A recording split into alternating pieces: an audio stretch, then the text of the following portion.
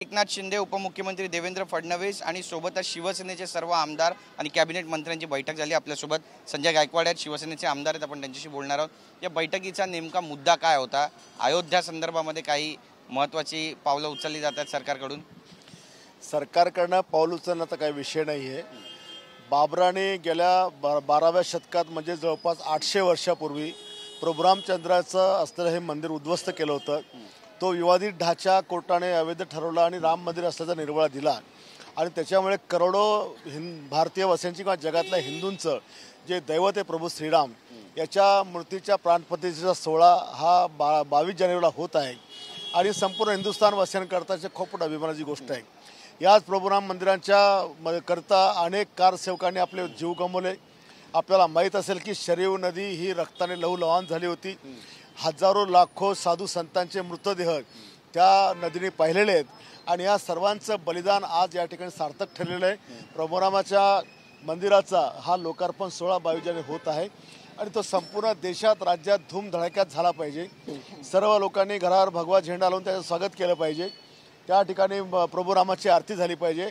ही संकल्प ही इच्छा प्रत्येक भारतीयांच्या मनामध्ये आहे आणि ते सगळं आम्हाला करायचं आहे। राज्यामध्ये दिवाळी साजरी होईल, महादिवाळी साजरी व्हायला पाहिजे, दिवाळीपेक्षा महादिवाळी साजरी व्हायला पाहिजे। बरं, राजकीय प्रश्न तुम्हाला विचारायचे आहेत। बच्चू कडू यांच्या घरी आज शरद पवार पोहोचले। बच्चू कडू त्यांना आपल्या घरी घेऊन गेले होते। आता अनेक चर्चा रंगत आहेत की लोकसभेच्या 3 ते 4 जागा ते मागतायत आणि जर त्या ठिकाणी त्यांचा फॉर्म्युला यशस्वी झाला किंवा त्यांना त्या जागा मिळाल्या तर ते महायुतीतून पण बाहेर पडू शकतात, असं त्यांनी प्रसारमाध्यम TV9शी बोलताना स्पष्टपणे म्हटलेलं आहे। या सगळ्या विषयाकडे नेमकं तुम्ही काय पाहता? शरद पवार आणि बच्चू कडू यांच्या भेटीबद्दल काय म्हणा? बघा, आता लोकसभेच्या निवडणुका आहेत आणि प्रत्येक पक्षाला ज्याची क्षमता अतिशय कमी असेल त्याला देखील 5-5, 10 जागा पाहिजे। खरं तर 100 खासदार महाराष्ट्रात आता व्हायला पाहिजे, जेणेकरून प्रत्येक पक्षाची मर्जी ही राजकीय नेत्यांना सांभाळता येईल। राहिला पवारसाहेबांचा विषय, तर विरोधी पक्षाच्या लोकांना आपल्याजवळ आणणं किंवा आपण त्यांच्याजवळ जाणं हे आपल्या मित्राशी त्याला काय म्हणतो, एक इनडायरेक्ट आपण त्याला ब्लॅकमेलिंग करतो की काय असा एक संशय त्याच्यामध्ये येत असतो आणि म्हणून तशा प्रकारचं वातावरण आता राज्यभर चालू आहे। जो तो आपल्या पत्रात काय वळता येईल हा प्रयत्न करणार आहे। त्याच्यामध्ये ब्लॅकमेलिंग पण होऊ शकते, चिटिंग पण होऊ शकते आणि कदाचित राजकारणात तो एक भाग असू शकतो। पण बच्चू कडू दबाव तंत्राचा वापर करतात, कारण त्यांच्या मनामध्ये होतं की त्यांना मंत्रिपद हवं होतं। यानंतरही त्यांनी भाष्य केलं की मी जर मंत्रिपद जरी दिलं तरी मी त्या कागदाचे 4 तुकडे 4 दिशेला फेकून देईल, असं उद्विग्न भावना सुद्धा त्यांनी त्या ठिकाणी व्यक्त केली होती। त्यामुळे दबाव तंत्र आहे म्हणावं का? कारण त्यांनी असं सुद्धा म्हटलंय की जोपर्यंत मुख्यमंत्री आहे मी आहे, मुख्यमंत्री नसतील तर मी महायुतीतून बाहेर पडेन।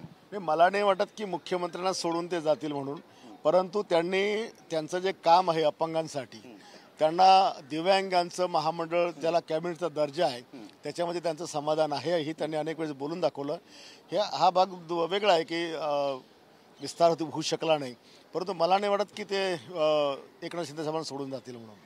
वंचितचे अध्यक्ष आहे प्रकाश आंबेडकर, त्यांनी नुकतंच पत्र लिहिलेलं आहे उद्धव ठाकरेंना, मल्लिकार्जुन खरगेंना, शरद पवारांना की जागा वाटपाचा जो फॉर्म्युला आहे तो ठरवा आणि लवकर कळवा। महाराष्ट्र वाट पाहतोय की महायुतीमध्ये वंचित असणार आहे की नाही, महाविकास आघाडीत वंचित असणार आहे की नाही। त्यामुळे याबद्दल काय म्हणा? कारण 12-12चा फॉर्म्युलाची त्यांनी आठवण करून दिलेली आहे। तुम्हाला वाटतं असं सगळं काही घडेल? आणि त्यांनी जे पत्र लिहिले त्याबद्दल तुम्हाला काय वाटतं? बघा, उभाटा 23 जागा मागते, काँग्रेस 35 जागा मागते, शरद पवार साहेब काही 20-25 जागा मागणार, आंबेडकरजी पण आहेत। आता ही आघाडी काय बिघाडीच्या दिशेने वाटचाल करताना वाटते, कारण की एवढ्या जागा तर कोणी कोणाला देऊ शकत नाही, कारण महाराष्ट्रामध्ये सीमित जागा 28 जागा आहे आणि त्यामध्ये सगळ्यांना तडजोड करायची आहे। काँग्रेसला देशाचा पंतप्रधान करायचं आणि अशा 10-15 जागा जर ते घेतील तर त्यांचा पंतप्रधान होईल कसा? त्याच्यामुळे आता ही सगळी सर्कस त्यांच्या काय जी आघाडी आहे त्यांना करणं अवघड आहे। बरं, जरांगे पाटलांच्या बद्दल काही चर्चा झाली आहे का या बैठकीमध्ये आज वर्षा बंगल्यावरती? कारण जरांगे पाटील आपल्या भूमिकेवर ठाम आहे, अजूनही म्हणतात मला गोळी जरी झाडली तरी मुंबईतून काढता पाय घेणार नाही आणि मराठा आरक्षण घेऊनच राहणार। ओबीसी पण आता परवानगी मागतात की आझाद मैदानामध्ये त्यांना आंदोलनाची परवानगी द्या। मग या सगळ्यांकडे कसं पाहता? सरकारच्या अडचणी वाढतात? बघा, अडचणी वाढणं हा काही भाग नाही आहे, परंतु ज्या पद्धतीनं दोन्ही समाज अमरोसमोर येतात ही राज्याच्या दृष्टीने दुर्दैवाची बाब आहे। परंतु एका गोष्टीचं समाधान आहे की दररोज लाखो लोकांच्या ओबीसीच्या नोंदी सापडत आहे आणि आज एक गोष्ट मात्र धन्यवाद दिली पाहिजे एकनाथ शिंदे साहेबांना की त्यांनी नेमलेल्या समितीला आतापर्यंत 60 लाखांच्या वर लोकांना या ठिकाणी नोंदी सापडल्यात।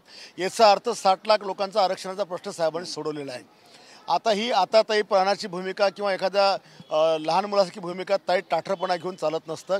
कारण शेवटी सुप्रीम कोर्टाने आणि घटनापीठाने मागास आयोगाचा अहवाल येईपर्यंत तुम्हाला आरक्षण देता येत नाही हा जो त्यांनी ठपका ठेवलेला आहे तोपर्यंत राज्य सरकार आयोगाची वाट आल्याशिवाय ते काही करू शकत नाही. आणि या गोष्टी समजून घेण्यासारखं आहे. याला ताठर भूमिका घेऊन चालणार नाही. 74 वर्षात जे काय नाही झालं तर यावर्षी 70 लोकांना 60 लाख लोकांना ओबीसी दाखले मिळता येणार. अजून महिनाभरात जी शिंदे समिती काम करते त्याच्यामध्ये जर समजा 50 लाख लोकांना जर दाखले मिळाले तर विना आरक्षणाचं मराठा समाजाच्या करोडो लोकांना हे रिझर्वेशन मिळणार आहे. आणि हे मिळाल्यानंतर याला जगातलं कोणतेही कोर्ट रोखू शकत नाही. कारण ते ऑलरेडी ओबीसीमध्ये आहेत. त्याच्यामुळे इतका चांगला निर्णय होत असताना थोडी शांततेची भूमिका घ्यायला पाहिजे. बरं, एक शेवटचा प्रश्न आहे. 31 जवळ येते, नवीन वर्ष सुरुवात होते. हे वर्ष जर निघून गेलं, गोड बातमी मिळेल असं वारंवार सरकार म्हणत होतं, पण गोड बातमी काही आली नाही. पुढच्या वर्षात तरी गोड बातमी आहे का? आणि संजय गायकवाड यांना धर्मवीर म्हणून ओळखतात संपूर्ण बुलढाण्यामध्ये. न्यू इयरचं रेझोल्युशन काय असणार आहे तुमचं? नाही, न्यू इयर्समध्ये तुम्ही जे तुमच्या डोक्यामध्ये जे आहे ते 2024 शिवाय काही होत नाही. आणि आम्ही तर खरंच सगळंच बदलून टाकलेलं आहे. आणि असा मुख्यमंत्री देखील आम्ही कधी पाहिला नाही. 81,000ची 7.5 एकरमध्ये मदत देणारा हा राज्यातला पहिला मुख्यमंत्री आहे.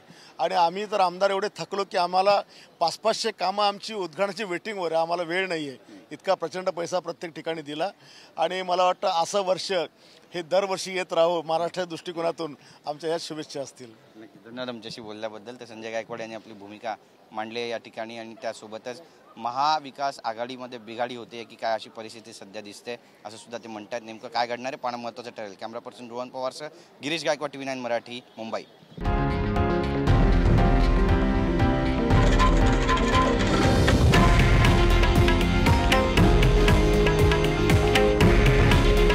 हे आहे देशातील नंबर 1 न्यूज नेटवर्क आणि आपण पाहत आहात TV9 मराठी. काळजी तुमची, हित महाराष्ट्राचं.